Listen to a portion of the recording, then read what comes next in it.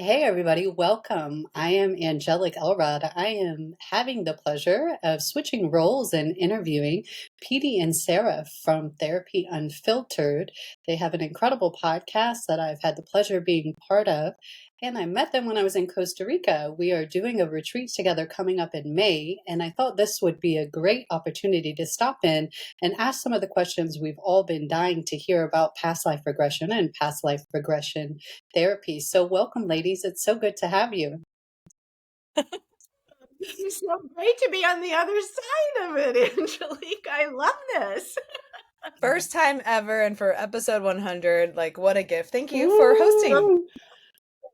Episode 100. That's so significant, and we thought you'd be perfect for that. Celebrating that. It's always such a pleasure to be with you guys. No wonder your podcast is doing great. You have a lot of big things happening. I love to just sit and chat with you guys. So switching roles feels natural and organic. So let's jump into it. So past life regression, we're hearing a lot about this. You know, I'm plugged in with you guys, so I have a lot of my own questions. I'll be joining you at the retreat. So I thought to myself, what are some of the things that I want to know, as well as some of the people who may be thinking about joining our retreat? Let's start with what is past life regression? What is the word regression? What are we speaking to when we say that? Yeah, well, I think past life regression is, of course, based on the concept of reincarnation. So that's the concept that the soul or your consciousness will live on through multiple lifetimes. And the regression piece of it is a technique that's used to access people's memories or their subconscious that they experience from past lives. So by tapping into the subconscious mind, that's when the past life regression can show these other aspects of the soul's journey that they're taking through time. Yeah. Interesting. All right. Yeah. It is, So, right? what would be the difference between past life regression and past life regression therapy? Yeah. So, what I understand, so in past life regression, you are in a hypnotic state and you're going through this lifetime, through childhood, through birth, and into past lives where there's stored trauma. A lot of people just do the past life regression where they can see the past life and they understand who they were in a past life. They see it, they hear, or they feel it. They just know it. The difference, and I love that I was able to train under mom, is that the therapeutic part, that there is the healing that happens, that you are getting answers to why these traumas happened in past lives, why these difficult relationships were there, what you need for healing to fully release any of that stored trauma in the body. So a lot of people come and they say, well, I tried it. It didn't really do anything, but that's because they just had the past life regression and they have the knowing, but they don't have the healing in it. Right. Oh, Yeah, very well said. So that's what we're saying. So there's the experience, like seeing a memory, and then there's a therapeutic process about the memory. And that's what's going to be fundamentally different going into practice with you as they go into a deeper process with those memories. Is that correct? And the way it might be currently influencing their life or the directions that they are or aren't heading. Yeah, that is right. Because that's the whole thing, is that there's this carryover, right, from one lifetime to another that's in those cellular memories. So these memories and the feelings or any trauma from past lives are still affecting people today. And if they don't find it from the source in this lifetime, that's when they show up in our office.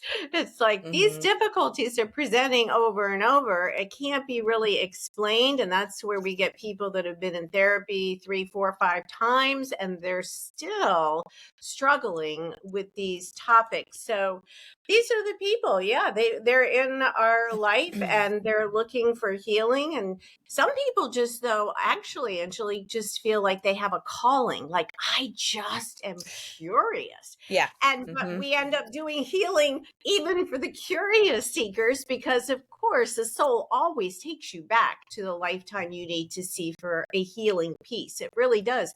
Even if it's like finding the greatest love, that was what that person needed to experience and reconnect with in their cellular memory. So there is many reasons people, choose to do it, but there is, right, Sarah, there's always a healing piece. Yeah, and I was going to say about that a lot of people, it's not always about healing something traumatic, that some people are they meet somebody in this current lifetime and they're like, I am so drawn to this person. There's some kind of like connection. I feel the spark. Just somebody, they said, just felt this electricity as soon as we touched hands and we just got along. And they're sure there's just been some connection beyond this life. And so they get curious about how have we been connected outside of this lifetime? Which is really interesting, because then they can find their soul contract in a past life and understand why they're in this life now. And you know what? Another great one, and another piece of the healing, Angelic, can come in with physical, right? The physical healing that can take place.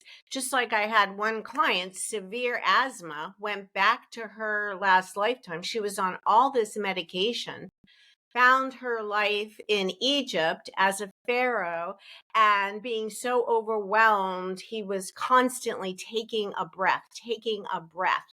It went into this form in this lifetime as severe asthma. After that one session, she was never on medication and never experienced another symptom of asthma. Oh, it was incredible. Cool. She is like, I'll come on your show and talk all about it. Yeah, so it can be this physical healing, actually, that manifests too. That's amazing. Yeah, that is amazing. And I think it really speaks to what can call people to your practice as well. I was just thinking that people who kind of continuously hit a brick wall and they really need to explore beyond, what they've tried for years. And I think it's just such an interesting way to enter, and knowing about trauma on a cellular level, it makes a lot of sense that we can process something and then the physiological aspects of the trauma begin to release and dissolve themselves. So, I'm all about that stuff. But a question that popped up for me that I know will probably pop up for many people is, have y'all had connections in past life regressions as mother and daughter? Has that ever come up in your journeys? I think every time. Yes. Well, not necessarily mother and daughter in past lives, but always in some capacity, because obviously she's in my soul group, and it's been as a student, as a best friend. I mean, Mom, explain what a soul group is. Oh, okay. Your soul group is, there's 72 in your soul group, very strangely specific number that was channeled to me. And when you're between lifetimes creating your soul contract, it is your soul group that you choose different souls out of to act a certain role in this lifetime for your spiritual learning. So while she was my student in another lifetime, then she may have been the best friend in another lifetime. This lifetime, she's my daughter. Who knows? Maybe next time you'll be my mother. I don't know. But I obviously love coming back with her. So yeah, that's how it works. Yeah, and during the regression, there is an opportunity to look into the eyes of those around you when you're in the past life, and to recognize their soul from who you know in this current life. And that's when I've had, my brother come through, or mom, or some best friends that show up in different roles as maybe my kids or my wife or my husband, or because gender shifts. Sometimes you're in the female body, or sometimes you're in a male body. But yes, Mom and I seem to be quite connected as we roll through different lifetimes. Yes, very connected.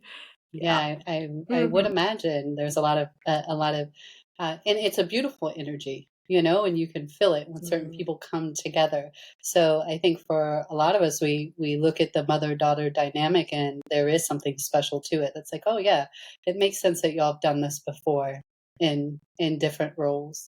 So can you speak to what are the origins of past life regression? Where did this, how long has this been done? When we go down the rabbit hole, where does it take us? Well, In the Western world, where we are, the whole idea of past lives was introduced in the early 1900s by psychologist Carl Jung, one of my all-time favorites, because he was actually the first one to introduce this whole concept of the collective unconscious. And that's the suggestion that we all have this access to the shared knowledge base that includes our past life experiences. So, but I know you probably want to know, if we go all the way back to the beginning, we'd have to go back to centuries ago, like India and Greece and Egypt, because it was believed there that the soul would be reborn into multiple lifetimes, because they believed in that endless cycle of life and death, birth and death. And I don't know if you realize this, but the concepts of reincarnation and past lives also can be found in the writings of many of the world's religions, including Christianity. This is interesting. It got removed from Christian teachings in the 6th century AD for political reasons, but it was documented. They have found it in the writings. So I find that fascinating. And then in the 20th century, all of these regressions became so much more popular, right? Because that was when Edgar Casey was here, and as who trained me, Dr. Brian Weiss and Michael Newton. So they really popularized it. When you say, Sarah? No, it's great. I never knew the fact about that it was removed from Christianity. That is something I have not heard, which is amazing. But yeah, Edgar Casey, he mom uses his name very casually because she was raised in Virginia Beach, where he was based out of the Association for Research and Enlightenment. So he was a sleeping prophet, and he would go into this trance and be able to tell you if there was an ailment that you needed to heal, if there was something in your past life that needed to heal. He went into his own hypnotic trance and could tell you what you needed for healing. But for me, it was really, my understanding was around Brian Weiss, when he was a therapist, and he had a client in hypnosis spontaneously go into a past life and started having all these lived experiences. So he wrote Many Lives, Many Masters. So a lot of people know that book. And it was able to then expand from that about like, well, you can't deny some of the things. And, mom and I are very spiritual and very science-based. And I think whenever we do any kind of regressions, we listen for the names and the places and the years and where they're going, and then Google it and fact check it. Yes, we do. And that's what's amazing. Yeah.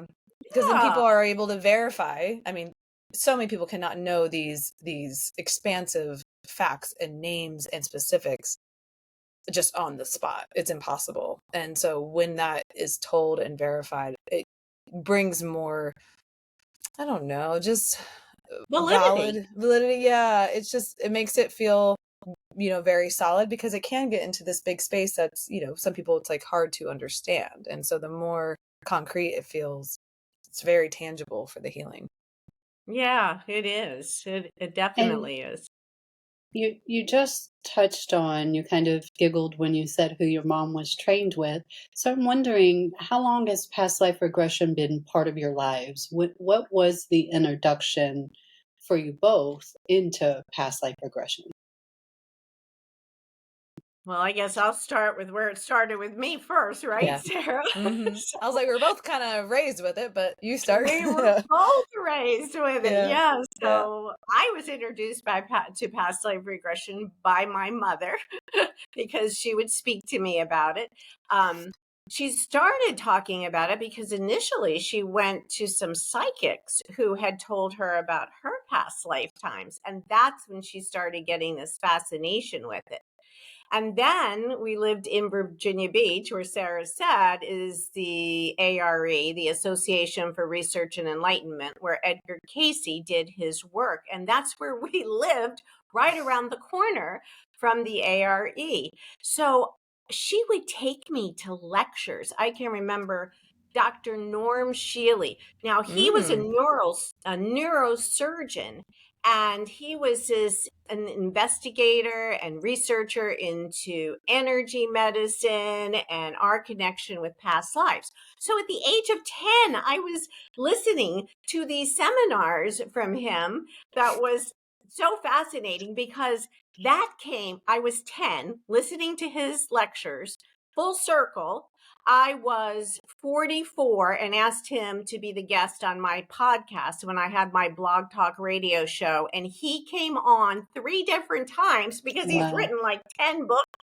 And you know what I think is that the universe gave certain people, like Sarah says, we are both right and left brain. So as Dr. Brian Weiss, as Dr. Norm Shealy, I think the universe gave these gifts to people because they could bring this whole other feel into this topic. It's just like, Dr. Brian Weiss was a psychiatrist trained at Yale, never believed in any of this until Catherine, while he was doing, that age regression, popped back into a past lifetime. Just like Dr. Norm Shealy, neuroscientist. No, he never believed in it until he had his own personal experience. And then he connected with his higher guides and they channeled all these messages. And so I do think the world responds better to right and left brain because there is a reality to this. There is this rationale to it. There is this healing for it. So yeah, how did I get introduced? Mother, ARE, all day long. Nana Sunny. Yes. You guys, didn't she hold meditation groups at your home growing up too? Oh my gosh, yes. She got so into the ARE. So she became she had they were called study groups, the Edgar Cayce study groups. And they would be at our home on a weekly basis. Me, 10 years old with all adults. We would learn how to go into this deeper and deeper meditation. And that was pivotal. I mean, they trained me how to read auras in this group. They trained these group of people that were Edgar Cayce followers. I mean, I learned so much from these study groups. It was incredible. And then she would take me up to the library at the ARE, and I would just sit and read his readings at 10, 11. I found it fascinating. He wrote so much about Atlantis, which I found fascinating. So many of the souls that he was pulling answers for had been in Atlantis, highly evolved beings. And I would just sit and read his readings constantly. And then she would take me into the meditation room where I took you, Sarah, when we visited there. It's this room, Angelic, that overlooks the Atlantic Ocean. And there's curtains of the rainbow through the room. And you can see through them as, before you shut your eyes to meditate. And people come from all over the world. The energy sitting in this room is beyond, wasn't it, Sarah, beyond words? No, it's amazing. You feel, I mean, any kind of like very sacred spiritual place, when you go there, right, you feel the energy. And I always know, like, I can just sit in meditation, sit in a space of contentment so quickly. So it's a amazing place to be. And oh man, Nana Sunny, she was just like an intuitive. She didn't train under it. She just knew. Yeah, it resonated. So long answer to how did it start for me? And then Sarah, how did it start for you? Well, right. Yeah. So, I mean, obviously I grew up with Mom and Nana Sunny, so it was really embedded into my childhood as just what was. I mean, we did go to, the non-denominational church, and so we were part of that, but this was also a very spiritual practice that we had in the home around manifesting and how our thoughts affect our emotions and our behaviors, and getting curious about what's going on in the body and what it might be linked to somewhere else, or why might somebody be showing up in our lives who might be a really toxic or difficult person. Or it's these ways of reframing through a spiritual lens around the soul lessons and evolving. And it has always been kind of the topic. I think I remember most around when I would have sleepovers, and in the mornings we would wake up and all share our dreams with mom.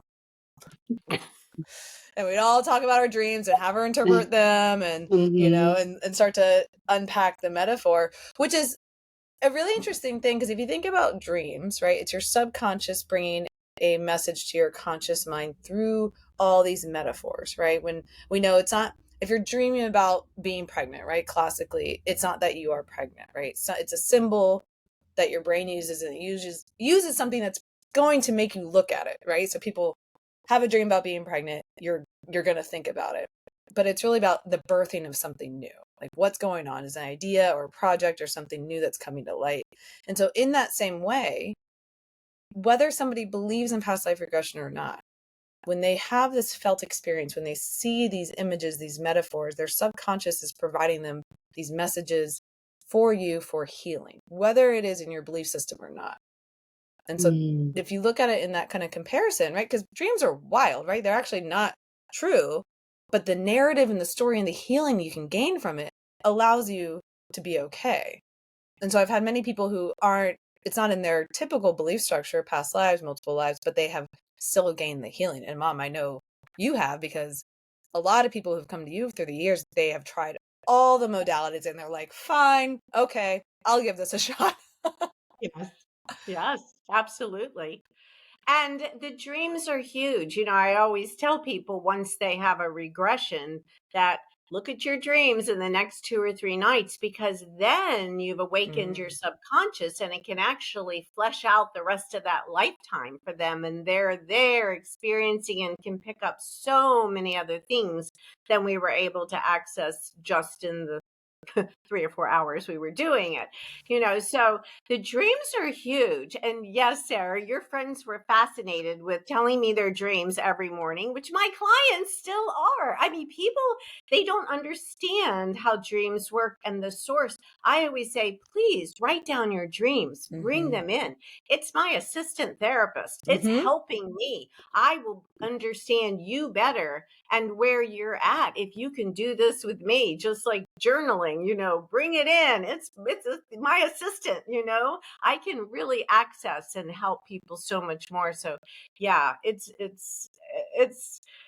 I was just working with someone yesterday on their dreams. Everybody is writing down their dreams and bringing them in. And as I help them learn to interpret it, then they can do it for themselves now. And that is the beauty in this. Everything can be learned. You don't always have to go somewhere else to get this expertise. This is a learning like anything else. So interesting to hear about the family of origin and the way this was kind of passed down through the line. The language, the beliefs. And it makes me wonder, since you both were introduced so early, what was your first experience with having your own past life regression? Was it a session, or was it an organic, spontaneous experience in this group meditative family dynamic that seemed to be quite normal for you guys coming up? Well, it is pretty normal now, right? But you know where I actually did my first past life regressions? Because my mother kept telling me I was too young at 10 to do it. So I wasn't able to do it then.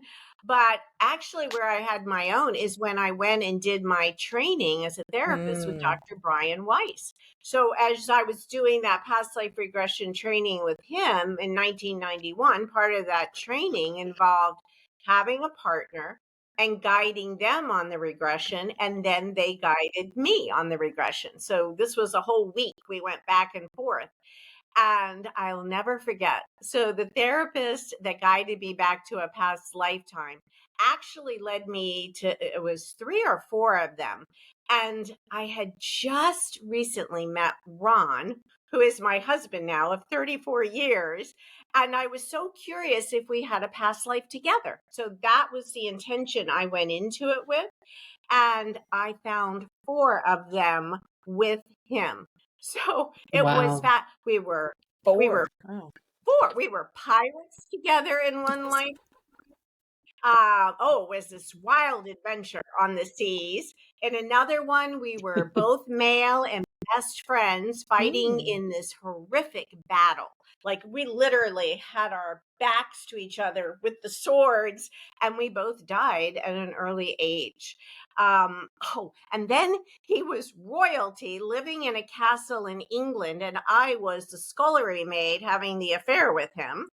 And we had such a romance that he ended up leaving his lineage. He left the castle and went to live with me, and we lived in the countryside because he was so in love with me. So it was really wild. That was my actual first experience getting a past life regression. And then I learned how to channel messages from spirit. And so they told me about several other lifetimes. But it was when Sarah was learning to do them. She did it with me, which was a fabulous experience. And she regressed me to Greece, where I was a philosopher and a teacher. And you know what? That's actually an episode on our podcast where I talk all about that lifetime. That was episode 90. That you can actually go back to and look at. So it was really, it was lots of different ones. Mom, when you shared that with Ron, so for background, Ron was raised Catholic. Yes. Right? This is not in his belief structure prior to meeting you. How did he receive that? Hearing all of this, like these stories about the past lives that were intertwined. With open arms. He had never even heard the term, but he knew. He said, when I touched you for the first time, something went through me that I knew you. And so this made total sense to him. He's like, he just knew me. It was like it confirmed the connection that he felt inside for just this yes. first meeting.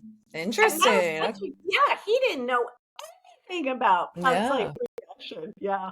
And then he was, again, I had literally just met him, and I'm going to this training with Dr. Brian Weiss, and of course bubbling over talking about all of this, and he's listening to it all, and he's like, makes total sense. Makes total sense. Yeah. Oh, I love it. Everybody loves a good love story. Now I want to see a movie of all the lifetimes coming through. Oh, that's good. You know what, Angelic, I was always when I was a female and he was a male, I was always his mistress. Always. The pirate. And I said, well, at least in this lifetime, you came in to make me legit. How interesting is this? This is a legit lifetime. So when you did that, was that more past life regression, or did you do healing work in those lifetimes? No, we did healing work, some healing work, but remember, I was doing it in the training. So they were not really trained to do it very effectively. It was more about, can you access the past life, guide her through the life? And so it wasn't the same because, you know, that's that whole different piece that we have ended up doing. Yeah. Yeah. My first regression, I think, was when I was about 18 or 19, right, Mom? Yeah. I was in college, and I came home one weekend, not to the childhood home, but we were at a beach condo, and Mom was just, I wonder what year that was. So maybe it'd been like, you were a freshman. Yeah, freshman in college. So I was having a lot of issues with my roommate. If you may not know, I was very shy and conflict avoidant. I didn't like to speak up. I was really bad about like communicating my boundaries. So therapy was a good space for me to go into because I learned a lot of tools and healing. But at that time, I would get very flustered and tear up. And I had a roommate who was very in her masculine, very strong, very dominant, and it just shut me down. And I didn't know how to deal with it because it was causing so much angst inside of me. And so we did a regression. And I think it was like a rainy beach day because it was like in the back room, and we're like, oh, let's just give it a shot. So Mom regressed me and ended up going to a lifetime. And it's interesting. It's so long ago. And when you're in the hypnotic trance, you are so in it and so present, but it's hard to remember all the details until kind of cued in afterwards. So I have kind of the highlights of it.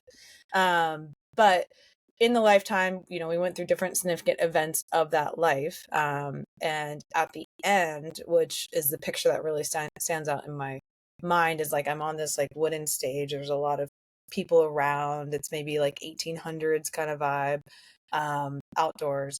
And I was like being like persecuted. Like I was about to be hung for something I didn't do. And so in that lifetime, I never spoke up. I never righted the wrong. I just allowed it to be. I was sitting in so much fear that I couldn't say anything, and then died. and in these regressions, right, when there is trauma, I am not actually feeling it. I am the observer of it. I'm a witness to it because I don't have to re-experience the pain in order to gain the healing.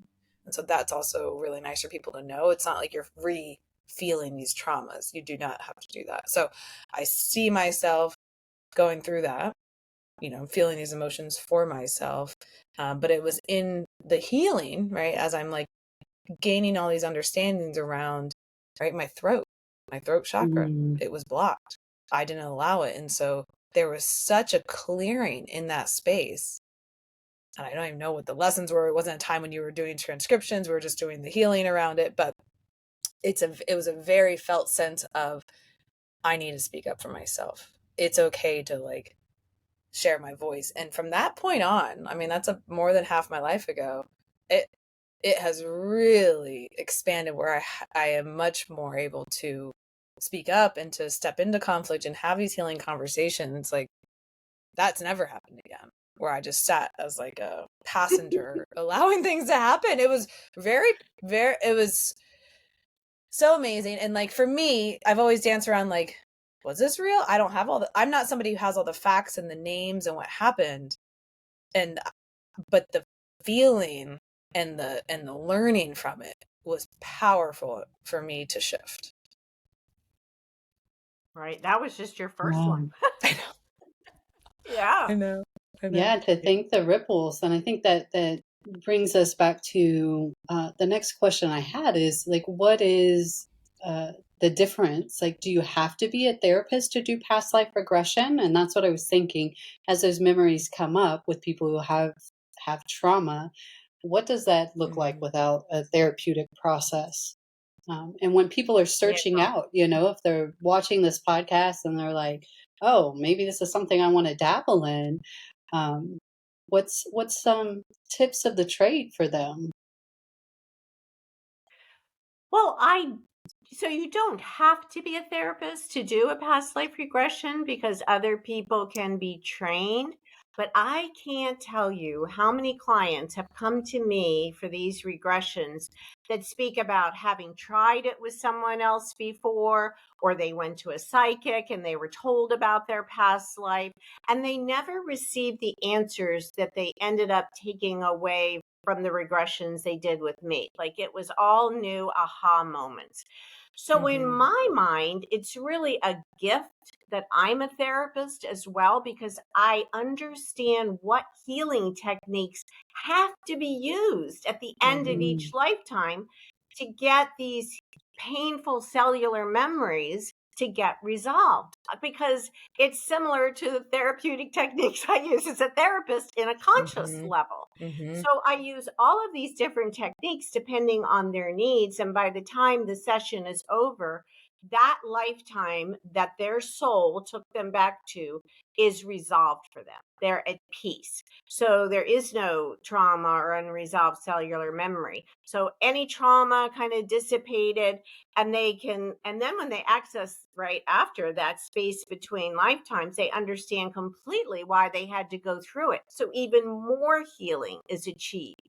And again, because it's so much of what we do as therapists, I mean, I think it's just the perfect combination. I don't know. What about you, Sarah? Yeah. So you have to be certified and trained as a hypnotherapist. And so anybody can go and do that training. But what Mom is speaking to is the level of healing that you're able to reach. So certainly as a licensed therapist, there's all these tools that we have in order to complete the healing, and we are trauma trained and able to approach, the traumas in a very healing way rather than just observing everything. We can use the protocols that we understand in order to create that deep healing. I think there are other kinds of somatic coaches and NLP coaches who have gone beyond hypnotherapy who can do some healing too. But I think it's safest to say when you have the licensed therapist who's doing past life regression, you have the best shot at getting complete healing. Because even Mom, remember when Yara came on from 90 Day and she said, I love past life regression. I told all my friends to do it. They went out, they got it, and they did not have a good experience. And what did she say? And she said, I told you to go to Petey. Didn't I tell you to go to Petey? Yeah. She was so cute. Because even think about like something in childhood that if you know about, like if we did an age regression and you understand, okay, there was a trauma when I was 5 years old. Okay, I understand it now. But if it just stayed there, you would still be triggered. You would still have those wounds that would not be closed. So it's the same thing. It's just experience it in a different life. And I was going to say, you briefly mentioned earlier, but I think it's important for people to know that the sessions that y'all are referring to, I remember the first time y'all telling me that they're hours long. So this isn't like you come in for an hour session therapy session. Like this is like a fucking whole experience, which I think speaks to the commitment of the process of like what can be activated as you go into a journey. I mean, there has to be layers to that process. I think about when I deal with people with trauma, there are different layers that we go through, like the onion we pull back. So for you guys, when I first heard, I think Petey, you told me it was like a 3-hour session you had one time, and I was like, wow, okay, well, that is a big difference than what most people are thinking price wise. If I look at the price, I'm going to get a past life regression, what all comes with that. But I think y'all's investment is what makes it probably gives it so much more space to do a lot of that therapeutic processing after the recall. Yeah, you're absolutely right, Angelic, because, initially when I started, I thought, naively, I'll start with an hour and a half. That hour and a half became 2, became 2.5, became 3. Now, because of doing the 90 Day Fiancé series, people contacting me from all around the world wanting to fly in, it's 4 hours. It's a 4-hour session because there are so many layers, and I'm doing it in my one shot with them as they fly in. So yes, it has evolved. And so, because while you're in this state of hypnosis, this deep relaxation, you don't want to have to pull somebody up. Oh, time is up. No. I devote one full day to each client I do that regression with. So I am there and available to go through this with them. And for the client, it doesn't feel like that. So when you're in a hypnotic state, right? And people feel that if you are in a deep conversation and flow and fun, a conversation that you're with your best friend, you're catching up and you're like, whoa, that hour just flew by, right? Yes. That's a light hypnotic trance. You're in that space where time shifts. So when you're in the regression, you feel so relaxed. It feels, you are so deeply relaxed. It feels so good to be in it. And it feels like, I don't know, 20 minutes, 30 minutes. And you come out, you're like, that was 4 hours. You have no idea because time is distorted and you're very present in it. So as a participant, it's a wonderful state to be in. Being in a hypnotic state is the most deeply relaxed meditative state I can ever reach. That's good to know. Even for you, Sarah, even, if I drop into my hypnosis voice, Sarah starts to close her eyes. She is off. So when I was first learning, mom was in the office doing a past life regression with a client, and the client was open to me being there to kind of like start training. And I remember having the protocol, the script, and I was sitting there upright, not laying down. And she started going into, the progressive relaxation and started in the hypnotic voice. And I just it just was grabbing me because she's like, had to get my attention. I am trying to, and every sound you hear, you'll go deeper and deeper relaxed as I'm trying to wake her up over here. It was so wild. Yeah.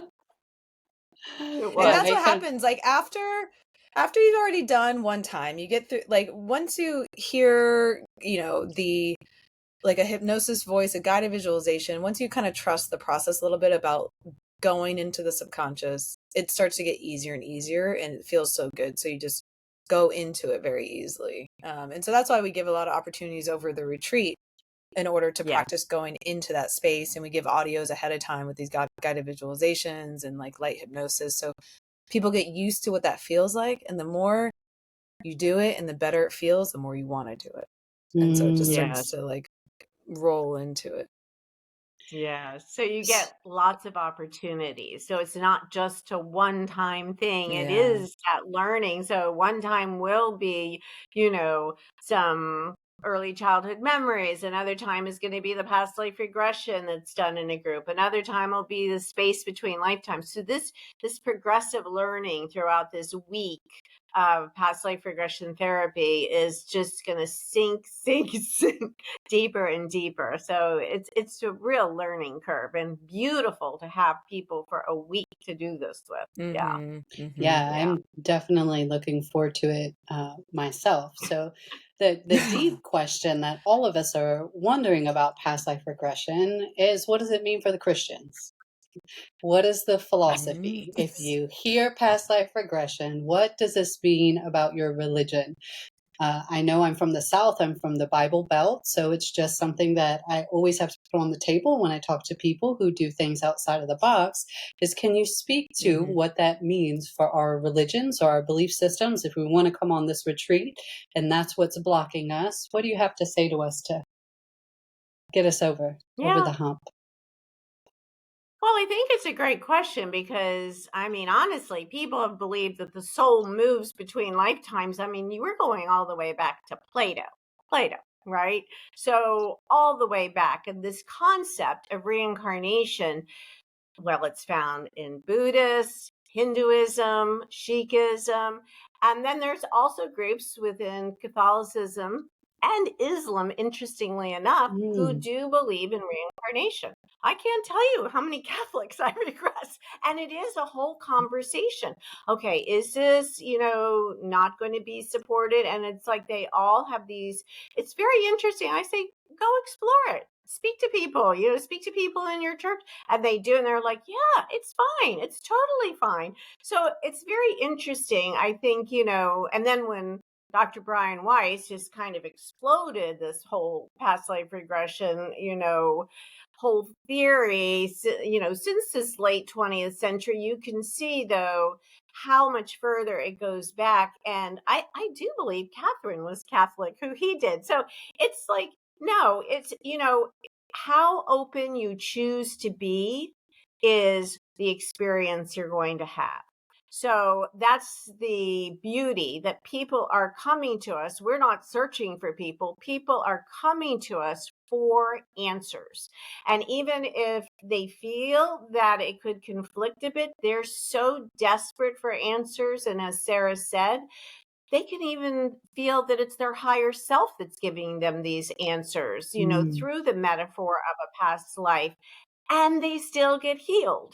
So it's what they choose to be open to that creates the difference. Yeah. And, if you look at the concepts of like narrative therapy, right? The stories we tell ourselves and what we always have. And when we rewrite the story, we have these different felt experiences and we have these different learnings around what was, right? So even in I often talk about my stuff with my dad, my biological dad, and I used to always be like, oh, he's such a name I won't say on air, right? Like I would something, whatever, and I would just say he was so this and bad, and it was more like I was in a kind of victim space. These happened to me. And when I kind of rewrote that narrative around like understanding like, his childhood was really rough and he did the best he could with the tools he had. And he had a lot of, blocks for himself that he will have to continue to learn. I no longer was holding this rage around it and this like anger towards it. There was a lot more compassion. And so when thinking about that with these stories, like these memories and past lives, it can be looked at the same way, right? We reframe these stories, we reframe this problem in your current life through the lens of past life regression, and now it feels different. Now I you love that. understand, oh, my asthma was me always catching my breath, right? My neck pain or my lack of being able to use my voice is because I was hung. Okay, I get it now. I don't need to carry this anymore. It feels released, even if it's not in your belief structure. And then we take that even further, Sarah, with exploring what possibly would have been the soul lesson of Right. why this presented for you. So not only do you get to process the healing of that, you understand it was being presented for you. You did ask your dad to present in such a difficult way so that you could find your voice, so that you could learn to trust again. All of the things, it just starts to all make sense. It's like the life of a puzzle, we call it, makes sense then. And that is such a healing gift for someone. Yeah. Yeah. And I think Yeah. I've seen this with trauma work too. Sometimes it's like rock bottom gives people access to try things outside of their box, outside of the norm, to challenge, like you said, the story. And I love the way you presented that, Sarah, because I think it gives us another way to enter in, even if this language, past life regression, doesn't fit into our boxes. Reframing, and we know storytelling is an extremely healing process for so many of us. So it kind of leads me to my next question. As we go on a retreat and we're with a group of people, what does this look like when we're on retreat? How is this going to be facilitated? I think it's twofold, because not only are we going to explain the philosophy behind it and a lot of the learnings that we do on a daily basis with our clients, then they'll also experience it in the group past life regression. And it's interesting because I was trying to think when I first did a group past life regression, and Sarah, you'll probably remember in this the was office. Yes, in the office. I did it in our reception area. I had 12 people laying We all moved over, all the tables and things out of the lobby in order to create a group space. and 12 people laid on the floor. And for 8 weeks, I guided them through past life regressions and then helped them process the experiences. I mean, they were huge. And then so I started, and I would post on it, and then other people asked me to do it. Unity Church, which is where we were going at the time, asked me to do it for 100 of their members. I took their Wow. whole church, and they were laying all over the floor in the pews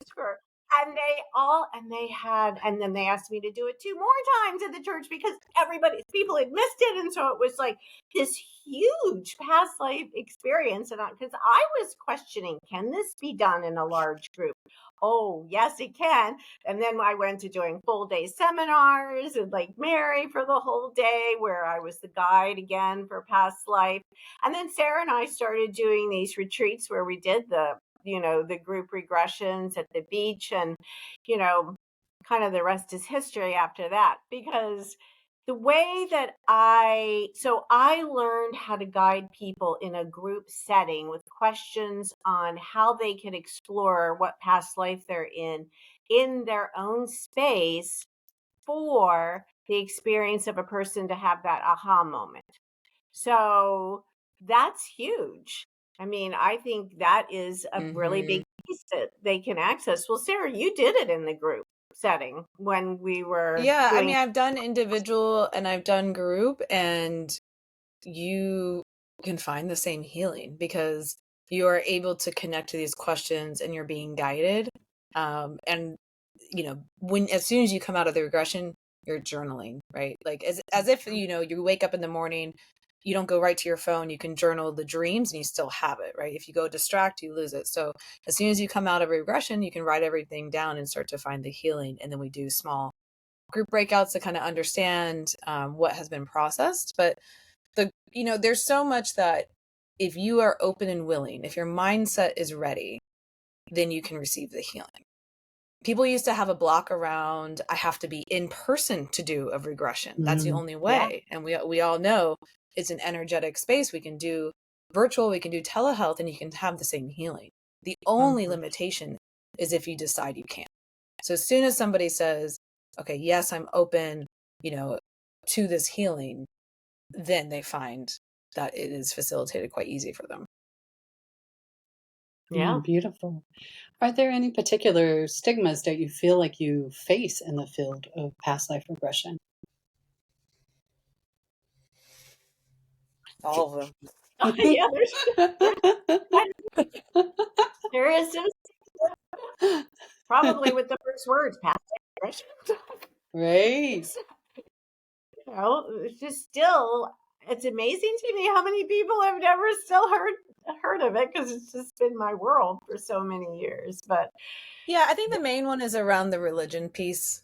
People get it starts to battle, like, is this aligned with my faith and my belief system, and what does this mean if I go and do this? Similar to some spaces feel this way about yoga, right? That maybe I wouldn't be able to do yoga, and how that interacts with my religious space. But yoga can be seen as just like movement in the body to ground yourself. It doesn't have to be that you are connecting to something outside of your own belief system. So once people understand that they are still fully aligned in their belief system, this is just a tool, a modality for deep healing, then it goes away. But there is an educational component, because it is people feel very connected, obviously, to their religious beliefs, and so it can be perceived as a threat. And once there's the learning and understanding, they know it's so safe. Yeah, and I think I wonder too, when I think past life regression, like, am I going to lay there and this travel through time is going to happen, and I'm going to pop out in a whole other world? I think that there's a part entering from the outside that it's like, well, how intense is this going to be? Like, am I going to lose consciousness and enter into this past life? So can you speak to that felt sensation of when we're laying in meditation, how present are we and how gone are we? You are in control the entire time. You do not lose consciousness. You do not surrender control. You have full control the entire time. Right. You are in a hypnotic state, and you have the ability to emerge out of it at any point if you choose. People just choose to stay in it because it feels so good, and they feel really safe about the process. Yeah. And Because, thanks for in clarifying. hypnosis, because the conscious mind is engaged at some level, and that's where people can choose to remember those moments, or some choose not to. So that's also why I do the transcription after each one, because every word is, kind of written down for memory. But the conscious mind is always there, present and aware. So, even to the point where I tell people when they're in person and I'm doing it, I've had someone have to go to the bathroom in the middle. They can get up, go to the bathroom, come back, lay back down, and be in that space again. I was doing a regression in my office, and the UPS guy came in and banged on the door, and all I was saying was, every sound's making you feel more and more relaxed. Yeah. And it's the client giving themselves permission, right? It's giving themselves permission for the healing to occur. Yeah. And as you're being guided into it, it becomes really interesting, because you are observing and witnessing these different events. So it becomes more of a state of curiosity and intrigue rather than anything that is scary or fearful. Because even if it is something that was traumatic, or maybe there was, it is, something that you might feel like was shameful in the past. Like, some people will say that, like, what if I was this like bad person in the past? All of this is just to create the healing, like, just like in a dream, right? If you were killing somebody in a dream, it is a symbolic meaning of what is the purpose of that? What is the lesson that we're pulling from that? And so as you go through that and be curious about it, you stay in a really peaceful state because you're starting to connect the pieces. And in hypnosis, your conscious mind is 2 to 3 times more alert. So you are actually making connections much faster in that space than you would be in any kind of talk therapy. Yeah, I think we all have this very old image of like people on stage who got hypnotized and they're told Totally. to do weird things. So that's what made me Yeah. think of that question. It's like now I think we all have in our collective unconscious Yeah. mind, someone's going to control me if I give them access to hypnotize me. When I did my hypnosis training, my trainer, when he started out, he was doing stage hypnosis, and so we asked about that, right? Because that's a big fear. People like, what if I lose this control, quote unquote? And he's like, when people are in that space and we are doing a show, the willingness and desire is so high. People are raising their hands, pick me, pick me, pick me. That the desire is so high that they're ready. They are just ready. So when people go on stage, they start to go through some of the, introductory like hypnotic techniques. He's like, right away, you can see if somebody is wanting to be in the space or not. And so they kind of, see people like go off stage, and the ones who remain have this intense level of willingness and desire to be on there, and an okayness about it being a little, being silly. Because there's still an awareness, but the desire is so high. So I would never want to be in that space. So I know if I said yes and I got on there, I'd be like, nope. And I would just not allow myself to go into it. I would reject every suggestion and walk off because I don't want to do that. But Mom, do you remember in college, my best friend, Ginny? Yes. She went on stage and did that. But she's a performative girl. She wanted to so much. And she is a jokester and was so willing, so desired to be up there. That then you are a great participant, but you have to want it. You are never going to lose control. Right. And Angelique, I'm thinking of another question that tends to come up when you say sometimes, what do people say? They always say, am I making this up? Am I making this up? Because if they are not visual, which we know only 20% of people actually see these things in a lifetime, other people have a knowingness, and they come from that knowingness, their intuitive side. So when the questions are asked, what do you see or know to be on your feet? They have that inner knowing. Oh, I have boots on, they're black, but they don't see them. So for some people that are not visual, some of them, did I make this up? Could this be? And absolutely, just like we addressed earlier, well, if you feel that it might not be real, you still develop this metaphor from your subconscious, and we still were able to do healing, and they acknowledge that. So then it becomes a non-issue. Wow. Man, this has been a great conversation. I definitely feel way more informed and looking forward to our retreat now that I know what I'm in for. And it's not giving over control and time traveling to an extent of what I had stuck in my mind. So tell us, like, if there's people who want to have sessions with you, how do they book sessions? And tell us a little bit about the retreat, when and where. So we both offer regressions, and we'll link to our websites on there. We're also doing some free 30-minute coaching calls. So if people want to if it's their first time connecting with us, they can go to the link below in the show notes and have a free 30-minute coaching session. And if they want a little taste of being guided, or they want to heal in some way, Mom and I are offering these just to kind of expand. Because I think once people understand and have the conversation, they feel more at ease, right? So I think this was a great idea to do this podcast. And the retreat is super exciting, right? It's down in Costa Rica. It's May 12th through May 18th. What's great is we're going to start in San Jose, and then we're going to take a little plane down to Dominical. And it is a 5-star luxury space that is beautiful. I love that they didn't cut down any trees to be there. But on this space, the 3 of us are working together because we do have the full campus. We wanted to make sure we had enough facilitators for some of the small group work, so people felt very, close to the facilitators. So we will be doing a lot of psychoeducation in terms of like, what are soul lessons? What's past life regression? What's your homeostasis in terms of talking about this lifetime? And then we'll also fold in the somatic work, understanding how we'll do some yoga and meditation.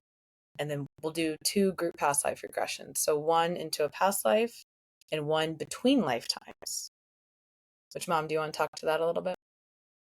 The between life regression. Mm-hmm. Mm-hmm.